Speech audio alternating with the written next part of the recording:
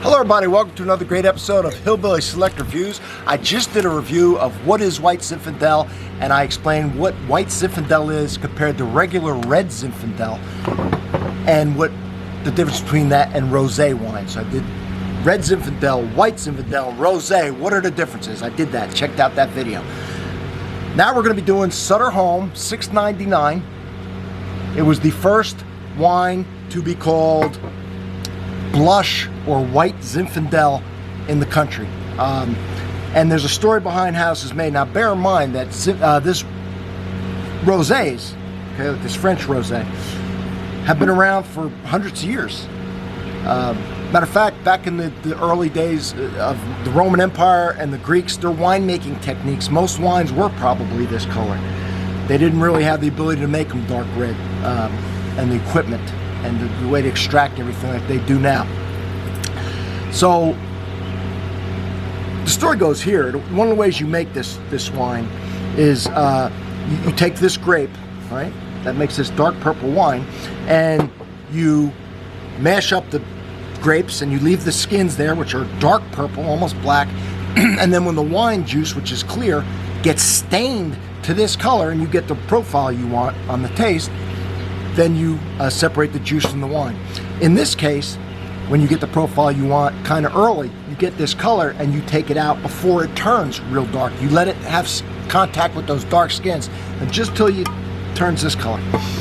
They say back in the day, Sutter Home was the first one to do it, and it's a marketing thing because it's, if you say rosé, rosés are dry. They've been around forever. They're dry. They've got a light fruity taste, but they're dry.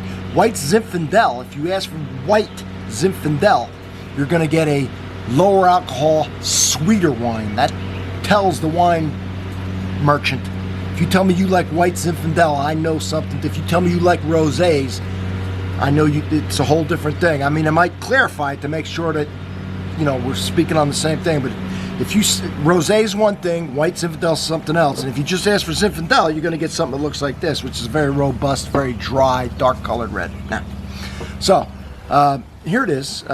Did I say what it was? It's a 9.5% ABV, $6.99. Here's the, come here, you little, there it is. Little pink synthetic cork that says Hope on it.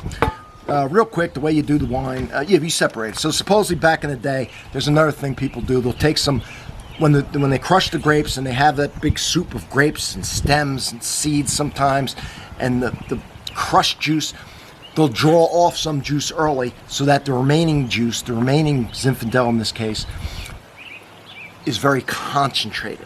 Well, supposedly this guy here at Sutter Home, back in 1975 when this came out, did that, and he didn't want to throw away the what he siphoned off to make his Zinfandel more intense. And it was this color, and it was sweeter, and there was a problem with the fermentation. It had stuck fermentation.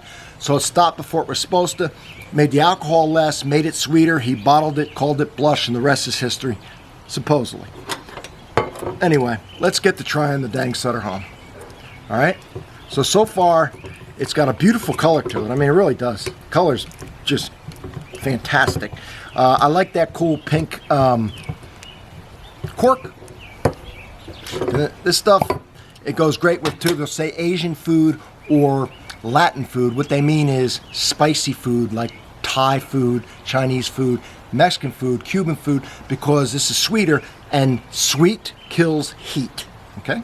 So if you have a hot, spicy dish, you want a sweeter wine, it'll tone down that heat. Tip. All right.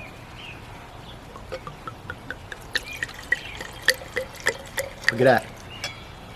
Beautiful color, beautiful.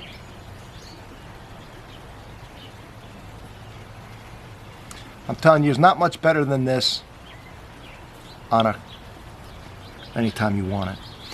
But to sip without food even on a hot summer night.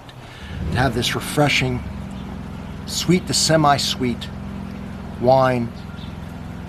Well, let's get to the flavor profile. I already know what it is, and haven't had this wine since I sold it a long time ago. But, all right, I think I know what it is.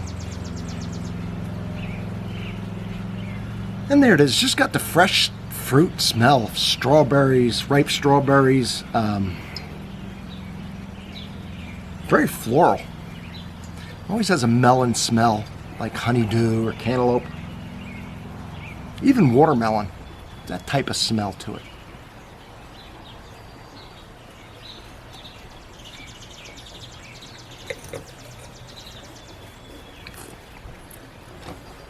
So, it's got a nice sweetness when you first drink it and when you're done with it. Again, strawberry, watermelon, melon type thing, maybe even a real red, juicy, ripe apple,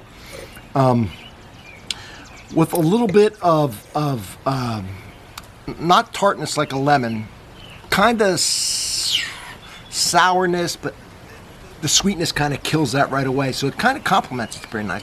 It's got some nice acidity to it. I think this would be good with a light fish.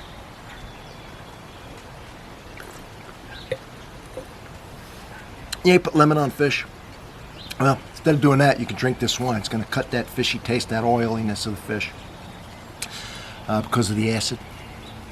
That's what the lemon does. This can work for the lemon. Another tip.